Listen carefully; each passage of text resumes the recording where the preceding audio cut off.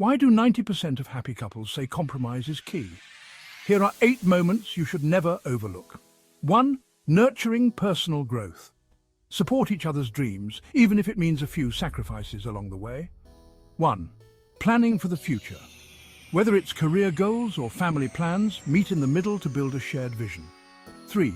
Resolving conflict styles. You're a talker, they're a thinker. Find a balance that works for both. 4. Balancing social life. Their friends, your friends, and couple time, juggle it all like a pro. 5. Handling financial matters. Different spending habits? Compromise is your new best friend. 1. Managing time spent together and apart. Quality over quantity, folks. Find that sweet spot. 7. Deciding living arrangements. City versus suburb. Talk it out and find a place both can call home.